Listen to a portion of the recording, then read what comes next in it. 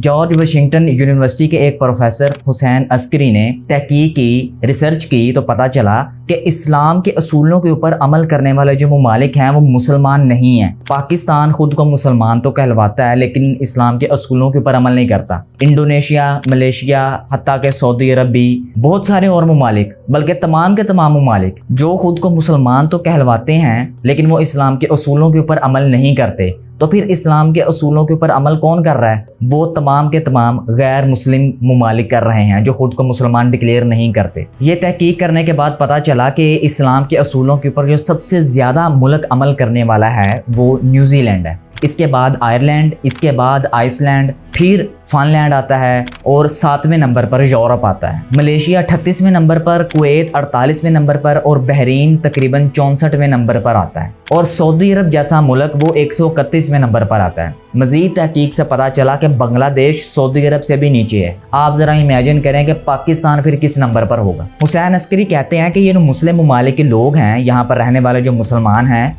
ये नमाज की, रोज़े की, हज की, ज़कात की, लिबास की, दाढ़ी की, इस तरह की जो काम हैं इनके ऊपर तो बड़े स्ट्रिक्ट हैं, बड़े सख्ती से अमल करने वाले लोग हैं इन ममालिक में। लेकिन जब रियासती कवानीन की बात आती है, जब मुआशरे के ऊपर असूल अप्लाई करने की बात आती है, मुआशरे के कवानीन की बात आती है, उस वक़्त ये ममालिक सबसे पीछे हैं जो खुद को मुसलमान कहते हैं। आपको पता है कि पूरी दुनिया में वाहद मुसलमान हैं जो वाज़ो नसीहत, मतलब दरस व तदरीस, जुम्मे के खुतबात और उलमा की तकरीरें और इसके अलावा जो बहुत सारी नसीहतें होती हैं, मुसलमान सबसे ज़्यादा सुनने वाले हैं। मतलब ईसाई भी अपने पादरियों को इतना नहीं सुनते, यहूदी भी अपने जो उलमा हैं उनको इतना नहीं सुनते, उसके बाद हिंदू अपने पंडितों को इतना ज़्यादा नहीं सुनते जितने ज़्यादा मुसलमान अपने उलमा को सुनते हैं। लेकिन वो कहते हैं अमल वो फिर नहीं करते। तहकीक से पता चला कि पिछले 60 सालों में तकरीबन हर मुसलमान 3000 जुम्मे के खुतबे सुन चुका है लेकिन वो अमल नहीं कर पाया। कुरान पढ़ा तो जा रहा है, कुरान सिखाया तो जा रहा है लेकिन उतर नहीं रहा, हलक से नीचे नहीं उतर रहा। आप लोग भी इस बात को जानते होंगे कि वो तमाम लोग जो 2 नंबरी का कारोबार करते हैं उनको पता है कि हम ठीक काम नहीं कर रहे, उनको पता है कि ये जो हमारा कारोबार है ये इल्लीगल है, ये लोगों के साथ ज्यादती हो रही है, नहीं होना चाहिए ऐसे। वो पता है उनको कि इसके अंदर, हमारी कमाई के अंदर थोड़ा सा हराम का अंसर शामिल है। लेकिन आप अगर उनके पास बैठेंगे और उनकी बातें सुनेंगे तो ऐसे लगेगा जैसे सबसे बड़े दीन के आलिम यही हैं। नबियों के किस्से, उसके बाद रसूलुल्लाह सल्लल्लाहु अलैहि वसल्लम की सीरत के मुतल्लिक, सहाबा इकराम की ज़िंदगी के मुतल्लिक, उसके बाद इमामों के मुतल्लिक, ऐसे लगेगा जैसे दुनिया का सारा इल्म इसी बंदे के पास। लेकिन आप अगर उसके एक्शन की तरफ गौर करेंगे तो एक्शन बिल्कुल उसकी बातों से उलट होगा। एक बहुत अहम बात आपको बताता चलूँ कि एक चीनी ताजिर था, उसने कहा कि हमारे पास एक मुसलमान आता था, एक मुसलमान शख्स, और वो आकर हमें कहता था कि जाली चीज़ें बनानी है,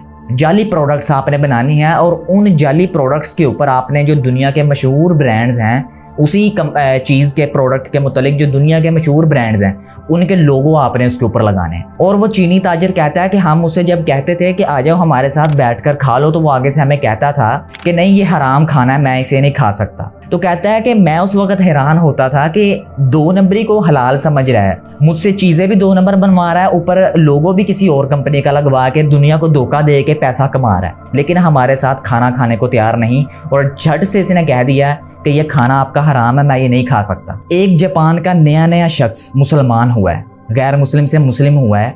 वो कहता है कि मैं गैर मुस्लिम ममालिक के अंदर लोगों को इस्लाम के असूलों पर अमल करते हुए देखता हूँ, लेकिन मशरकी ममालिक में मैं इस्लाम को तो देखता हूँ लेकिन मुसलमान नहीं देखता। मशरकी ममालिक में कौन कौन शामिल है? ईरान शामिल है, पाकिस्तान शामिल है, मलेशिया शामिल है, कुवैत शामिल है, बहरीन शामिल है, दुबई शामिल है, इस तरह के जो बड़े बड़े ममालिक हैं ये तमाम शामिल हैं। सऊदी अरब सबसे बढ़कर। जो भी सुन रहे हैं हमेशा याद रखिएगा, इस्लाम नमाज और रोज़े का ही सिर्फ नाम नहीं है, इस्लाम ज़िंदगी गुजारने का एक तरीका है। लोगों के साथ रफ़ाकत, लोगों के साथ हमदर्दी और लोगों के साथ मिल बैठने का, लोगों के साथ ईमानदारी का, इस्लाम के असूलों पर अमल करने का नाम इस्लाम है। और जो शख्स खुद को मुसलमान तो कहता है लेकिन इस्लाम के असूलों के ऊपर अमल नहीं करता, उसने कभी इस चीज़ की कोशिश भी नहीं की कि मैं जो काम कर रहा हूँ शायद मैं उसको देख लूँ गलत हो या सही हो, तहकीक करने की कोशिश कभी नहीं की। जो शख्स रोज़ेदार है और नमाजी भी है और उसके माथे के ऊपर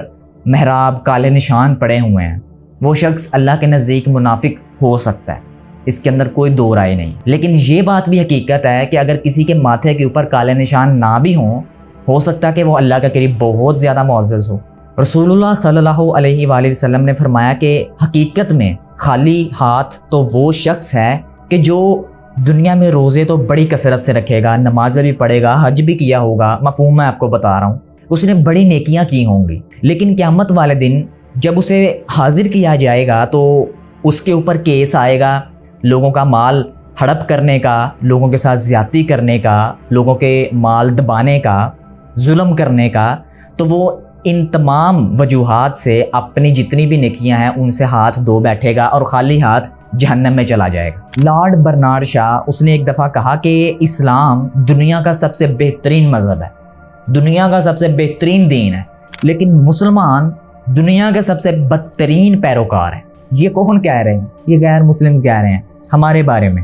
اللہ تعالیٰ کو عمل وہ پسند ہے جو مسلسل ہوتا رہے، بجائے اس کے کہ آپ ایک ہی دفعہ عمل کریں اور بعد میں بیٹھ جائیں اور لوگوں کے مال ہتھیانا شروع کر دیں، لوگوں کے ساتھ زیادتیاں کرنا شروع کر دیں. یہ بہت بڑا ٹاپک ہے، اس کو ایکسپلور آپ کو اپنے دماغوں میں کرنا پڑے گا.